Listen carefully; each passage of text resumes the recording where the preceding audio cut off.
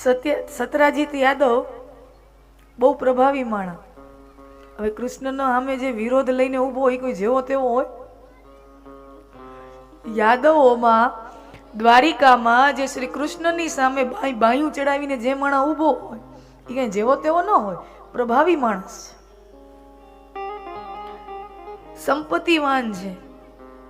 યાદવોમાં એની વગ છે, એનું વર્ચસ્વ છે સમાજમાં, અને કેટલાય લોકોને એને પોતાના તરફી કરી લીધા છે અને કૃષ્ણ વિરોધી બનાવ્યા છે. સત્રાજીત પાસે એક સમયંતક મણિ છે, ભાગવતમાં કથા છે. સૂર્યનારાયણની ઉપાસનાથી એને એ સમયંતક મણિ પ્રાપ્ત થઈ છે. ટૂંકમાં કહું તો એ મણિનો પ્રભાવ એવો કે મણિ જ્યાં હોય ત્યાં કોઈ દી રોગચાળો ન આવે, અહીંયા કોરોના ન આવે, કોઈ દી અતિવૃષ્ટિ ન થાય, કોઈ દી દુષ્કાળ ન થાય, ન લીલો દુષ્કાળ ન સૂકો દુષ્કાળ. અને ઉપરથી ઈ મણિ રોજ 8 ભાર સોનું આપે. જૂના સમયનો માપ છે, 8 ભાર સોનું એટલે 1.5 કિલો જેટલું થાય, 2 કિલો જેટલું સોનું રોજ આપે. ઈ સોનું ક્યાં જાય? એની ઘરવાળી તો દાગીના કેવા પહેરતી હશે હે? રોજ 2 કિલો સોનું, 50,000 રૂપિયે 10 તોલાનો ભાવ હોય અંદાજે, તો કિલોના કેટલા થયા? 51 લાખ રૂપિયા થયા.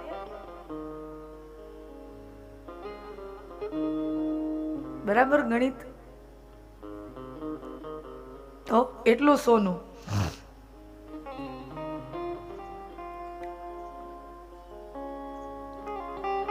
ભગવાને કીધું કે તમે આ સંપત્તિનો ઘણો લાભ લીધો, સમયંતક મણિ તમારી પાસે છે, હવે તમને એટલી બધી સંપત્તિ તમે ભેગી કરી લીધી છે કે 7 પેઢી શું 70 પેઢી સુધી ખૂટે એવું છે નહીં. સત્રાજીતને ભગવાને એક વખત દ્વારિકાના રાજમહેલમાં, રાજભવનમાં, જ્યાં બધા યાદવો ઉપસ્થિત છે, અને ત્યારે ભગવાન પ્રસ્તાવ મૂકે છે સત્રાજીતને કે સત્રાજીત, આ મણિનો તમે અંગત ઘણો લાભ લીધો છે, તમારું આખા પરિવારને ખૂટે નહીં એટલું ધન તમારી પાસે આવી ગયું છે. હવે આ ધન તમે દ્વારિકાની રાજ તિજોરીમાં જમા કરાવો, રાજ ખજાનામાં જમા કરાવો, એટલે આ સંપત્તિ જે આવે એને આખી પ્રજાને એનો લાભ મળે, ખાલી તમારા પરિવારને નહીં, આખી પ્રજાને, આખી દ્વારિકાને એનો લાભ મળે. હવે બધાઈની વચ્ચે માંગ્યું ને, આખા યાદવોની સભા, ગામ આખું ભેળું, મોટા મોટા માણસો બધા સમાજના, બધાની સામે માંગ્યું ને તો ના ન પાડી શકો. અને આમે તમે જોજો, કોઈ પ્રતિષ્ઠિત વ્યક્તિ હોય, ધનવાન વ્યક્તિ હોય, એની પાસે તમે ફાળાની બુક લઈને જાઓ કે અમે આટલું મોટું આયોજન કરી છે, તમારા કેટલા લખવા? તમારી પાસે બહુ આશા લઈને આવ્યા છે, એ માણા ના ન પાડી શકે. એ માણા બધાની આમે ના કેમ પાડવી? એની પાસે ત્યારે માનો કે ધનવાન વ્યક્તિ છે, પણ હાથમાં રોકડા ઘણીવાર ન પણ હોય ને, ક્યાંક રોકાયેલા હોય, કોઈક જગ્યાએ રોકાણ કરી દીધું, કોઈક જમીનમાં, કોઈક મકાનમાં, કોઈક ફલાણું ઢીકડું, કોઈક મોટો ખર્ચો.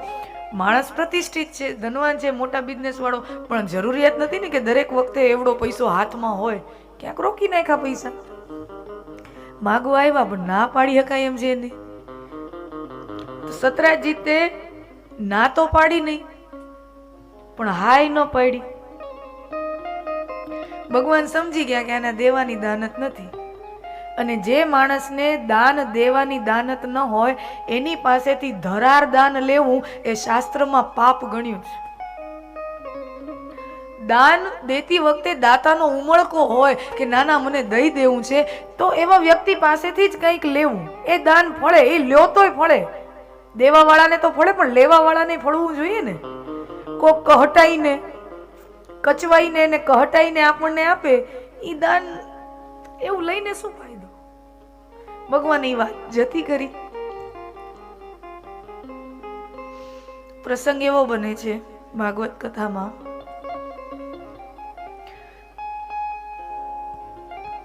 સત્રાજીતે એ મણિ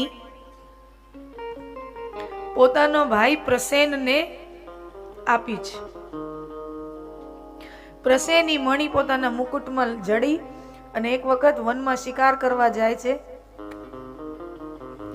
ગયો, પાછો આવ્યો નહીં. એટલે દ્વારિકાના સિપાહીઓ શોધખોળ કરવા ગયા કે સતરાજીતના ભાઈ જે પ્રસેન છે એ ગયો, પાછો આવ્યો નથી. બહુ તપાસ કરી, જંગલમાં જે જગ્યાએ વનમાં શિકાર માટે ગયો છે. તપાસના અંતે એક ઝાડ નીચે પ્રસેનનો મૃતદેહ મળી આવ્યો અને એના મુકુટમાંથી સમયંતક મણિ ચોરાઈ ગયેલો છે, ત્યાં ગાયબ છે, ત્યાં મળતો નથી. આપણે હોય ને ઓલો એક્સિડન્ટ થઈ જાય તો જે સોના મોના પહેર્યા હોય બધા કોઈ કાઢી જાય.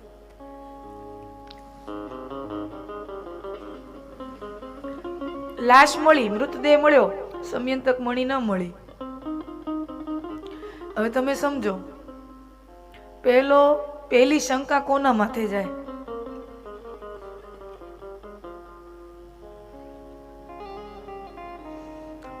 સતરાજીતે આખી દ્વારિકામાં અફવા ફેલાવાનું ચાલુ કર્યું કે આ શ્રી કૃષ્ણએ મણિ ચોર્યો, આ શ્રી કૃષ્ણએ મણિ ચોર્યો, કૃષ્ણએ મણિ ચોર્યો.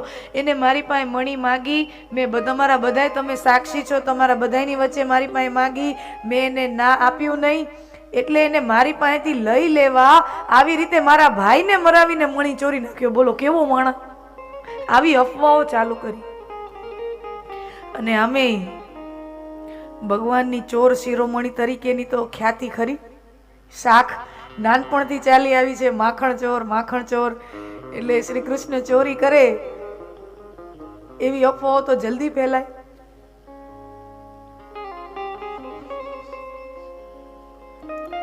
ખરેખર ભગવાને મણિ તો ચોર્યો નથી.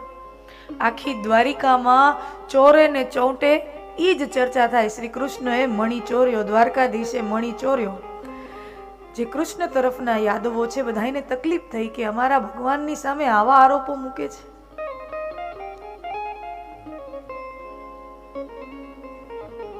આપણે ઈ લોકો ઉપર આરોપો, આપણે ઈ લોકોની સામે અફવાઓ ફેલાવી જોઈએ. સતરાજીતની અફવાઓ આપણે પણ ફેલાવાનું ચાલુ કરી કે એને જ એના ભાઈને મરાવી નાખ્યો ને મણિ ચોરાવ્યો. યાદવો, ભગવાન કે એવું ન કરાય. ઈ અફવા ફેલાય, કોક માણા એટલી નીચી કક્ષાએ પડી જાય તો આપણે એટલી નીચી કક્ષાએ એની સામે ન પડી જવાય. બીજા ઉપર કાદવ ઉછાળીએ તો સૌથી પહેલા હાથ કાળા તો આપણા થાય. ભગવાનનો રસ્તો આખો અલગ છે. ઈ ભલે કાદવો ઉછાળે, આપણે એની પાછળ એની ઉપર કાદવ નથી ઉછાળો. ભગવાનનો રસ્તો આખો અલગ છે. ભગવાન યાદવોને સમજાવે છે કે મિત્રો જુઓ, મણિ ચોરાયો છે એ હકીકત છે. સતરાજીત એમાં ખોટું બોલતો નથી. મણિ તો ચોરાયો છે. મણિ આપણે ચોર્યો નથી એ હકીકત છે. તો મણિ ક્યાંક તો હશે ને. આપણે મણિ ગોતી આવીએ. ભગવાન જંગલના એ વિસ્તારમાં જાય છે જ્યાંથી પ્રસેનનો મૃતદેહ મળ્યો છે. અને કથા છે ભાગવતની અંદર કે જે ઝાડના નીચે પ્રસેનનો મૃતદેહ પડ્યો તો એની આજુબાજુ સિંહના પગલા છે, તો એવું માનવામાં આવ્યું કે કદાચ હિંસક પશુએ એને, એવો એક સંદેહ ઊભો થયો. સિંહના પગલાની પાછળ પાછળ એનો પીછો કરતા રીંછના પગલા ચાલુ થયા. રીંછ જેવો શરીર હોય એવું એનું જેના પગલા હોય એ ચાલુ થયા. ભગવાનને એમ કે અહીંયાથી કાંક રસ્તો મળશે, કાંઈક ક્લુ મળશે. આખા સીઆઈડી જેવું વાતાવરણ છે ભાગવતની અંદર. ઈ પ્રકરણમાં આખું સીઆઈડી જેવી તપાસ ચાલે છે. ભગવાને સાચે બહુ રોચક કથા છે. પછી રીંછના પગલાનો પીછો કરતા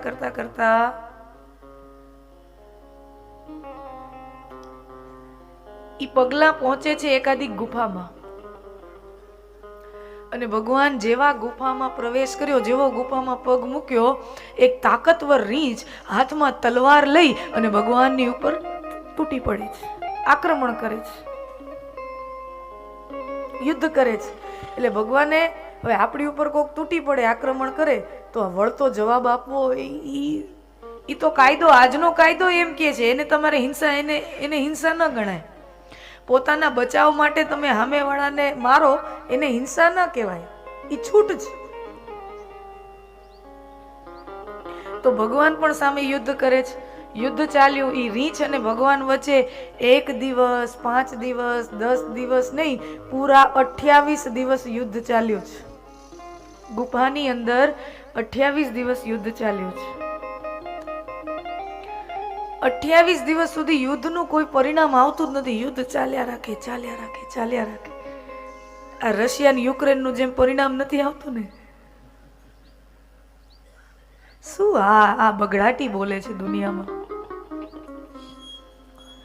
માણસ જ્યારે ધર્મ ચૂકે છે ત્યારે યુદ્ધ આવે છે.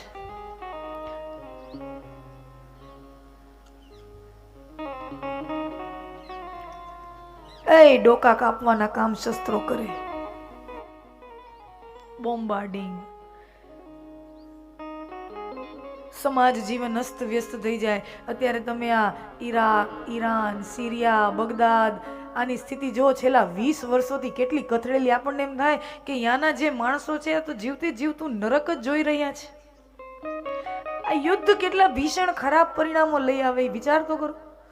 ન સ્ત્રીઓ, ન બાળકો, એની કોઈ કાંઈ જીવન, ન ભણવું, આગળ વધવું, ન વેપાર ધંધો, કાંઈ નહીં. એક સવારથી લઈને રાત સુધી બસ એક જ વિચાર, બોમ્બ ક્યાંથી ફૂટશે ને બચવું કેમ. એ સ્થિતિથી છેલ્લા 15 વર્ષોથી વિભાગના લોકો એવી જ સ્થિતિમાં જીવી રહ્યા છે. રોજે રોજ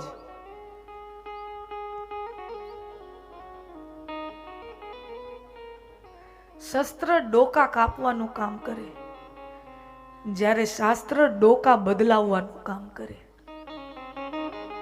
શસ્ત્ર માણસના ડોકા કાપે છે, આ શાસ્ત્ર માણસના ડોકા એટલે આ માથું, એટલે માણસનું મગજ બદલાવી નાખે છે, માણસની બુદ્ધિ, માણસનું મન, માણસની મતિ ફેરવી નાખે છે, એને શુદ્ધ કરી નાખે છે, પરિશુદ્ધ કરી નાખે છે. શસ્ત્ર ડોકા કાપે, જ્યારે શાસ્ત્ર ડોકા બદલાવી નાખે. धर्म के माध्यम से, शास्त्र के माध्यम से व्यक्ति अपने आप को बदलेगा. व्यक्ति अपने आप को बदलेगा तो पूरा समाज बदल जाएगा. पूरा समाज बदलेगा तो पूरा राज्य बदल जाएगा. पूरा राज्य बदलेगा तो पूरा राष्ट्र बदल जाएगा. और ऐसे ही सब राष्ट्र बदलने लगे तो पूरा ब्रह्मांड, पूरी सृष्टि बदल जाएगी. शास्त्र डोका बदलावવાનું કામ કરે છે.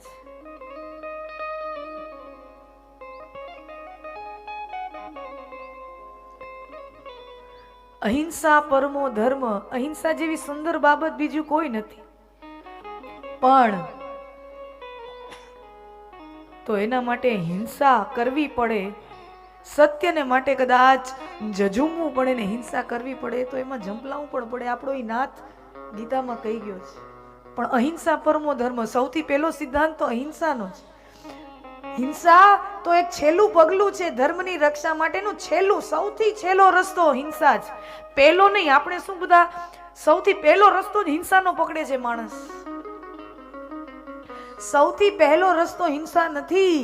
અહિંસા પરમો ધર્મ. અહિંસા સૌથી પહેલો રસ્તો છે. અને કોઈ વસ્તુથી ક્યાંય પછી બધા રસ્તા શાંતિના બંધ થાય. ભગવાને મહાભારતના યુદ્ધમાં તમે જોજો, શાંતિ દૂત તરીકે જાય છે. યુદ્ધ ચાલુ થાય એની પહેલા ભગવાન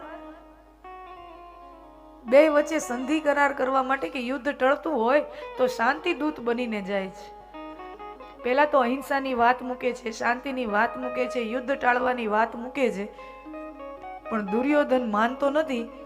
એટલે ભગવાન કહે તો પછી તું જોઈ લેજે, એવી થશે, પાંડવોનું કોઈ બચશે નહીં, એવું યુદ્ધ થશે. હા, પછી યુદ્ધ કર્યું તો 100% કર્યું. પહેલા યુદ્ધ બચાવવા માટે 100% પોતાનું આપ્યું. અને પછી યુદ્ધ થયું તો યુદ્ધમાં સામેવાળાને હરાવવા માટે ભગવાને 100% પોતાનું આપ્યું. અર્જુનને બીજા પાંડવોને 100% નથી આપતા, પણ ભગવાન 100% પોતાનું આપે છે. રામ રાવણના યુદ્ધમાં પણ ભગવાને 2 વખત દૂત મોકલ્યા છે. હનુમાનજીને તો પેલા ભાળ કાઢવા માટે મોકલ્યા હતા સીતાજીની, સાથે સાથે હનુમાનજી શાંતિ દૂત તરીકેનું કામ પોતાની મેતે કરી દીધું. એના માટે મોકલ્યા નહોતા ભગવાને, પણ હનુમાનજીએ કામ પોતાની મેતે કહી દીધું. પિતું સીતાજીને રામજીને સોંપી દે, આ બધું યુદ્ધ બધું થઈ જશે. નહીતર તો જો આ લંકા મારી પૂંછડીએ બાળી છે ને, આ તો ખાલી એક નાનકડું નજરાણું છે. એક નાનકડો દૂત, મારા રામનો એક નાનકડો વાનર દૂત અહીંયા આવ્યો છે અને તારી આખી લંકા હેરાન પરેશાન થઈ જશે. જ્યારે અમારો શેઠ, અમારો રામ, અમારો નાથ આવશે તો તારું લંકાનું ધનુષ. આ તો મારા ભગવાનનું એક વિઝિટિંગ કાર્ડ છે. પછી અંગદને મોકલે છે. યુદ્ધને ટાળવાના તમામ પ્રયત્નો કરવામાં આવે છે, પણ માને નહીં સામે વાળો. તો અહિંસા પરમો ધર્મ, પણ અહિંસાથી બાત ન બને તબ હિંસા કા રાસ્તા લિયા જાતા હૈ. શાસ્ત્ર ડોકા બદલાવે છે, માણસને બદલાવે છે. 28 દિવસ યુદ્ધ ચાલ્યું છે ગુફામાં.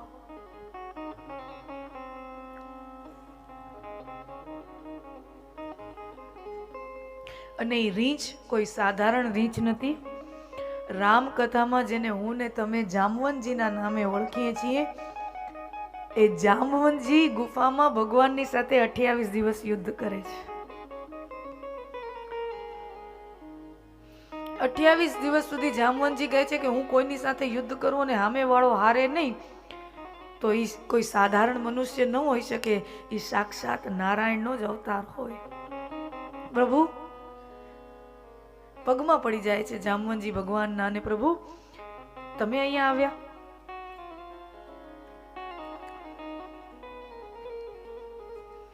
સમયંતક મણીને ગોતતા આવ્યો છું.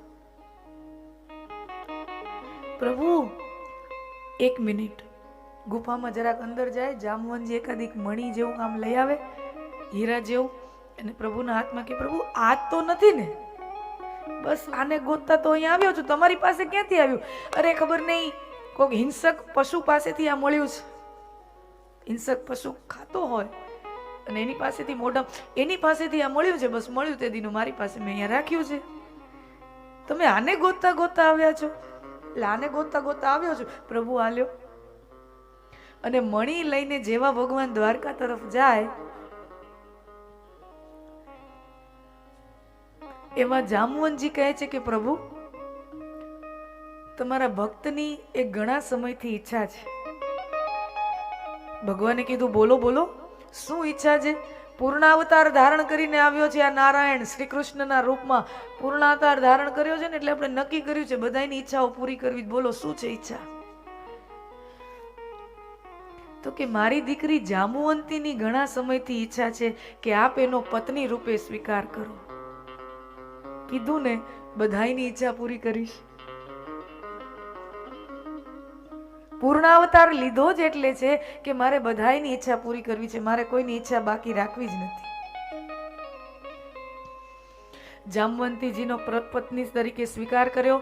જામવંતીજીને મણીને બંનેને લઈ સતરાજીત પહોંચ્યો. સતરાજીતની સામે યાદવોના મહેલમાં ભગવાન ઊભા છે, અને યાદવોની ભરી સભામાં ભગવાન કહે છે, સતરાજીત તું કહેતો તો શ્રી કૃષ્ણએ મણી ચોર્યો, શ્રી કૃષ્ણએ મણી ચોર્યો. શ્રી કૃષ્ણએ મણી ચોર્યો નથી, આલે તારો મણી. અને પુરાવા તરીકે આ રહ્યા જો જામવંતીજી સાક્ષીના રૂપમાં. જામવંતીજી છે, પૂછ. જામવંતીજીને સાક્ષીના રૂપે પ્રસ્થાપિત કરે છે. અને દ્વાપરનો જમાનો છે ને, કળિયુગનો જમાનો નથી. માણસોને એકબીજાના વચન ઉપર વિશ્વાસ છે. સતરાજીત સમજી ગયો કે ભાઈ આ દ્વારિકામાં રહેવું ને શ્રી કૃષ્ણ હારે વેર લાંબો રખાય નહીં. પાણી में रहना और मगरमच्छ से बैर. દ્વારિકામાં રહેવું અને શ્રી કૃષ્ણ હારે વેર આ પોહાય એમ નથી. તરત પોતાનું બધું જે બગડેલું હતું ને બધું હમું હરખું કરવા તરત જ એમ કીધે કે ભગવાન મારે તમને 2 ભેટ આપવી છે. એક રત્નોમાં શ્રેષ્ઠ એવું આ સમયંતક મણી મારે તમને આપવું છે, અને બીજું નારી રત્નોમાં શ્રેષ્ઠ એવી મારી પુત્રી સત્યભામા મારે તમને પત્ની સ્વરૂપે આપવી છે. આપ બંનેનો સ્વીકાર કરો. હવે સમયંતક મણીનું જ્યાં સુધી હતું ત્યાં સુધી બધું બરાબર, પણ જેવું સત્યભામાની વાત આવી ને, ત્યાં બલરામજી બેઠા બેઠા ભગવાનની સામે જુએ, એ કનૈયા છોટે આ તે બધું માંડ્યું છે શું? હમણાં ગઈકાલે રૂકમણીજી હારે પરણીને આવ્યો, હમણી અભી હાલ તું હમણાં જામવંતીજીને લઈને આવ્યો છે ને હવે સત્યભામા માંડ્યું છે હું? આંખના ઈશારે 2 ભાઈઓ વાતું કરે સભામાં. એટલે ભગવાન આંખના ઈશારે મોટા ભાઈને કહે કે બડે ભૈયા સમજો, અત્યાર સુધીના જેટલા લગ્ન કર્યા ને એ બધા ભાગમ ભાગીમાં થયા છે. તમને આમ વેવાઈ બનવાનો, વરરાજાના મોટા ભાઈ બનવાનો લાવો મળ્યો નથી. સાપો બાપો બાંધવો હોય, વરરાજાનો મોટો ભાઈ હોય કે વેવાઈ હોય તો આમ સાપો બાપો બાંધવો હોય, જાન લઈ જવી હોય, અને સામે વેવાઈ પક્ષવાળા તમને આમ મીઠાઈઓ, મોહનથાળ, રસગુલ્લા, ગુલાબજાંબુ મોઢામાં ભરાવે, ઈ લાવો લેવો હોય તો અત્યારે ટાણું છે. ઈ ટાણું અત્યારે છે, ચૂકવા જેવું નથી. તમે મંજૂરી આપો તો આપણે વિવાહ કરીએ. બલરામજી સહમતિ આપે છે. સત્યભામા સાથે ભગવાનનો વિવાહ થાય છે. નાગ્નજીતી, સત્યા, લક્ષ્મણા, ભદ્રા, આમ ભગવાનની અષ્ટપટ રાણીઓ.